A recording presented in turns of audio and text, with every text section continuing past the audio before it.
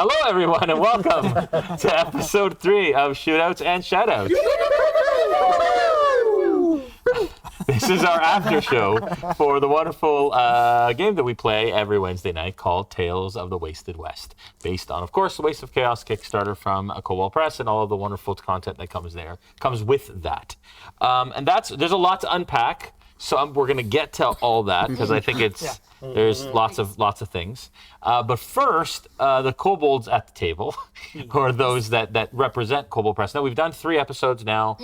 How do you feel, and maybe I'll ask you then this again on a later episode of Shootouts and Shoutouts, but how do you, like, the way that we've used the content in the game, what are some of the highlights for you? And this is maybe the first time you've seen it on stream, or I know you've done play and it hasn't come out yet, obviously. And so how do you feel about it and how you're seeing it and all of that? Like, what is that like for you? What are the highlights? Okay. So, oh man. Yeah. It's been really, I think actually one of my favorite builds is this rogue build, this bandit priest. Because it's built unlike any other rogue class I've ever seen. And I think you're doing a really cool job of how you're using it, Alexander. You are. You are. And then for KP too, like KP has a fighter like build. You have especially, but it's that wasteland orc that's giving you these really cool things like getting to move farther and that kind of stuff. So literally this is part of the first round of playtesting from this. It's actually live for us. So we are actually seeing some of this for the literal first time in action. And that was one of the things I was like, oh man, that's super cool. So that was one that I was like, the movement, the additional movement I thought was really nice because as we saw in tonight's combat, sometimes you just need that extra 30 feet, So I thought that was pretty cool. And then, I have a bit of an affinity for goblins. I mean, the Dust Goblin, I'm so glad, Vago, you pointed out that it's whenever. Every time I can walk up on something that doesn't see me, I can attempt to basically scare it because of who I am. Little boogeyman. Basically, and I think that's such, and I hope we saw it tonight, like Wedler does not combat. Wheeler was like, net, right? And he only did one proper attack action of like actually doing damage. So I love this idea of like, of course a Dust Goblin's not going to fight something much larger than it in the wasteland. It's going to try to scare it away. This idea of like, survival mechanism. Yeah. And so that's been cool to see like in action too, because this Goblin build is different. So in a lot of games, Goblins are very silly, very throwaway, but in the Waste, Dust Goblins are genuinely terrifying, both thematically and we see and in terms of skills that they have because they're survivalists. But I have to also say Omega's doing a really interesting job, not just for Waste, but you're doing a great job with like the give and pull of the spells from Deep Magic. Like there was like some uses of the spells tonight that I've just not seen yet in action. I thought it was like that was really cool too. So in short, we're very happy. We're super duper happy. It's nice to see the stuff in action, right? Because like I know a ton of Deep Magic spells, but I don't always get to play enough to like get to see it in action. It's just so to also watch other incredibly smart, creative, and talented people tell a story using it. It's just like, it's gold. It's literal gold, and that's not just because I like Wedler. And I love that every character at the table we're using something from Cobalt Press content of something. Without a doubt. Be it Waste of Chaos, be it Deep Magic, be it Tome of Heroes. And obviously, we're loving this like exploding dice mechanism. Like you got a couple tonight that was super duper cool, and you did too, didn't you? You got one, So that was also neat because that black powder, gunpowder build has just made it available to play at your table. So we're also seeing that for the first time. I gotta say about that, I didn't. For some reason, my mind didn't even think about it, but like the fact that our enemies also can do burst attacks, I was like, oh shoot, we're in trouble. Yeah. It really ups the lethality of the gunpowder or like black powder combat, which I thought is really interesting. It like ups the ante and the stakes every time, and the higher level you get, the better your proficiency is. Therefore, the more of those exploding dice you can do some serious damage at a higher level in one turn. In one turn. I mean, I think I pointed out. So it's not just the weapon dice; it's any of the dice. So again, if you've got a high level rogue, all these sneak attack attempts, you roll all of them, and you go, oh, that's max, that's max, that's max, that's max. I'll roll all of those. Yeah. So you can have these sort of like one moments of cinematic one-shots. Yeah. You know what else is cool about it too is it kind of offsets that reloading mechanism. Like you're like, Yes. you may have to reload for a turn, but this one exploded, and it just that takes the sting away from having to reload for a turn. Because It's if really you have to cool. wait a whole round, at least you can do a lot more damage potentially on that next one where you're waiting. That's also- why I like gunpowder sorcerers, because I can reload as a bonus. It's also fun. It's Yeah, cool. it's fun. It's a cool It thing. feels very cool. But there's also options in Tome of Heroes, which is neat, that are optional for gunpowder, which is like what happens when things get wet. The reload is in there, but there's also an option for failure, which is misfire, which is if you roll in that one, there's a misfire, you can become damaged by your gun. So there's like some other cool things you could choose to add to your table to continue to amplify the black powder options. Yeah. Awesome. Yeah. Great. Okay. Lots to unpack. Let's step back. I have to say, what the hell is up with these bandits? They just walk into town, they're like, "Where's your dead mayor?" I have to put this up. Where's your dead mayor? Oh, he's not here? Well, somebody's got to pay for it. We're just going to attack everything around us. So that's not what happened. I know. We antagonized them. I offered them We scones using the and royal we. I was just like, Yeah. I tried to talk it. I was like, You offered them baked goods. I offered them baked goods and friendship. I was even gonna make coffee. I was gonna, but then such is life. Oh, we have coffee. Before we go forward, and I would love to know, from like Yeah. because of the lot, is there something you want us to think about as far as we're unpacking, and like is there a certain question you want answered, or like a certain idea? Like, just curious to know from your point of view, seeing all this Yes. go down. How it unraveled? Sure. Yeah. So interesting. You had successfully evaded combat Yeah. until you didn't. Yeah.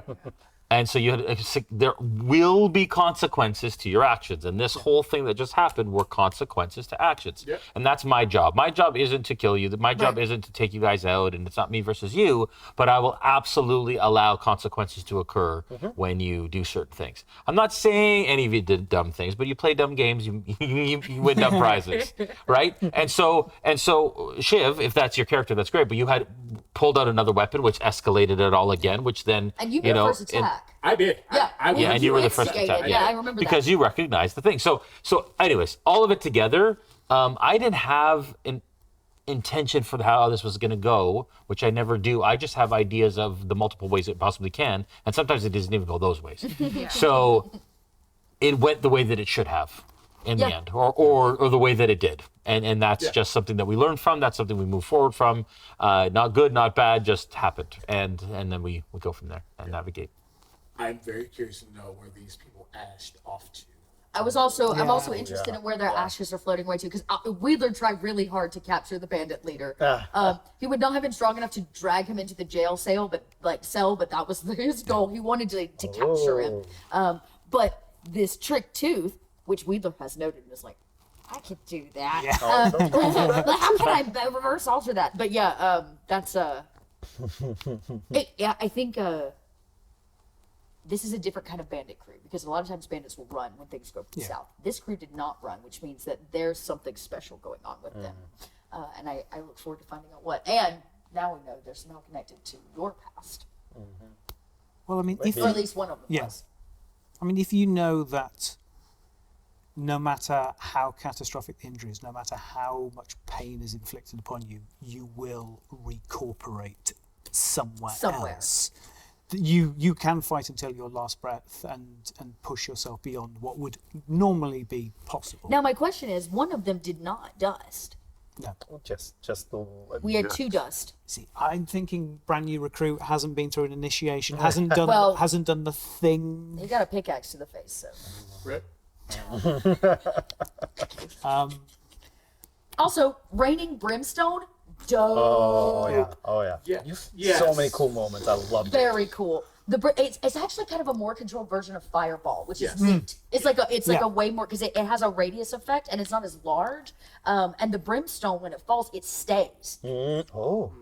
you can actually, if you cast more fire on the Brimstone, it explodes. Or you can hit it and try to break it and it'll explode. So there's like it's like a physical piece of brimstone that falls from the sky. I was reading his spell. It's super cool. It's a 3-step program. But yeah, when I saw the spell, I said I knew I'd have it because now I can reveal some slight things. Like now we know in some way, shape, or form that he's a smoke monster. Didn't really say why. We just know that he can envelop himself in this thing. He did mention that you tried to do something, and all of that smoke, all that fire, ash, black powder, wink, nudge. I was like, when I choose my spells, everything is going to all tie back into that. That's why I'm like, the best bonus action, that puff of smoke, I'm going to always use it. Yeah, that I blinded don't is so apologize. sick. Yeah. No. So like when I saw Brimstone, I was like, oh yeah, concentrated black powder in one spot, it's done. So We also got reveals from everybody night. Armory, literally. I didn't know what was under that coat, and now we know that it's just lined with weapons. We got your big crossbow bow reveal, was super cool, like the backpack and what folding. the and like, borax? I'm so Yeah, curious to to know know the playoff so What bad. the borax was all But now about, we can save or it. is it something you want to save for next Somebody borax bought it. opportunity? Yes. Save it. I want I'll that say big all reveal. I made a We'll note to save bring it up later in my shard dice. And then we got your big reveal, which is not only are you giant, fluffy, and thorny. Yeah. And more importantly, the fighting was great because the barbarian fights. The barbarian is great at doing that and staying up there and doing it. What I found the most poignant is after it was all done, you felt embarrassed. Yeah. And ran away. That barbarian. Roleplay Such an Roleplay interesting moment. story. Yeah. So cool. And we got to see some of just his gonna keep interesting giving you abilities makeup so to you feel influence better. and like Love that. heal and do these things. And The luck. we gonna have a conversation about you healing him in front of me. But like still, that's so cool. Yeah, we got to see a rogue heal someone, which is so dope. That's And so you got a final kill with a pickaxe. Yeah. What? That's great. yeah. If I may, the most creative use of origami in it Yes. ever. Yes. Ever. Ever. When you revealed it across the table, there is now video footage of it out there. I was like, it was magical. That bird came up over your laptop, and I was like, What? who are you and where did you come from? It's so beautiful. Yeah. It just like appeared out of nowhere. She really gave him the bird. So this is Catie setting unreasonable standards. So if you want to cast summon monster in any of your other games, It has to be you an have origami. to create an origami Yeah, version. good luck. You have to of fold it. to Learn put it onto- and do so it. just Awesome. Now I Can just I- want a giant bird to complete them. Can I just say that is such a great example because I believe, like, if I may say, Yeah, Katie, sure. Katie was like, "Oh, my character is not a combat build. What am I gonna do? I'm not gonna be able to do much in combat." I'm like, and we were talking about it. And I was like, you don't need to make the biggest numbers. You don't need to make all of these things. What really matters is, first and foremost, are you having fun? Yeah. And then second is, anybody and everybody can contribute to combat in so many cool ways and make a lasting impression. And I think you did that so many times Yes. throughout all of Yes. this that I highly doubt you ever will need to fear about not having a great combat moment. So please don't creative. do that. I think it's really interesting, like especially when you think about combat, because like I was like, well, what do I have, right? Because I was like, I really don't have spells that are like weapons, and so I was like, well, I have a box of scone, powdered donuts, and I was like, but a box is paper. And I was like, I knew I had this like paper spell, and I was like, well, what if I could like weaponize donuts? Because that's like Love that. how I it went. love that. And so yeah, so I was just like, I was like, I don't know. I was like, I tried it, and I was like, I don't know like how effective it was, but I was like, I was proud of that moment because I was like, I just think one of the coolest things about D&D is like, no matter like what, like you can just come up with stuff like that if you have a DM. So thank you for Yeah. letting Yes. me like Yeah. do Yes. that. Jason. Because that was like that was it. You It was, also like, you made a guys. few really great calls, like Wedler being able to, like Kool-Aid Man through the like barrel through them, right? Like that's you said yes to some crazy stuff today, and that it was awesome. It Good. made for the story, just better Good. storytelling. It was Really awesome. cool. And I guess I'll say one last thing, but maybe one last thing. Shiv calling Sully half face. Oh my God. that's true. See, okay, before any combat, Nothing. I'm yes. saying nothing. But I as a player was just like. You were actually like that because I saw your yeah. face. I want to say something though, because we had a quick conversation during break. Because checking in is very important. Yes, it and, is. And even if it's something that could like potentially be PvP, and he gets pulled me aside and said, "Hey, my character might be antagonistic after seeing something. Are you okay with that?" I said, "Totally fine." I did not know what the angle of the antagonism was going to be. Again, I'm not revealing anything, but I was just like, oh. Okay. I'm just gonna say, sometimes yes, you know, it's easy to instantly go, oh, my character must know this, and so you know you have to roll investigation or whatever to gain this information to confirm it. But sometimes it's just fun to just go, my character's intuition or just assumptions, it could be completely wrong. Right. But just based off of like what my character had picked up on, the informations that he had picked up on, the subtle changes, the things he heard between, because he was there when they asked how many more lives. Ooh, you okay? I'm good. Charlie was. Oh. We're great. How we doing, camera one? Sorry. Love you. And by Charlie horse, you mean our horse named Charlie, Oh, yes. who definitely survived the brimstone. He's gone to a farm. He's very He's happy. very happy now. Yeah. Yeah. But yeah, like, it was just what he heard and what he's seen, and now he's making assumptions. Yeah. And even if it's wrong, just the fact that it could be even not 10% correct or 5% But there's correct. a lot of honesty in that. Like, how much do we oftentimes get only a part of information and then we infer from that? Yeah. And Yeah. that can always be wrong. But that instinct of what you know versus what you don't know, it's just how it turns out. You know. Yeah. You need to eat a nanner. We can't that. afford the too expensive. Are you saying he needs some potassium? I quit. Jason, save us. Yes. That took me Thank too you. long. That was another episode of Shootouts Shoutouts. Tune in next week, of course, on Wednesday for the next episode. And thank you, everyone, for being awesome. Thank you. Oh, Jason. thank Bye, you. guys. Stop suffering.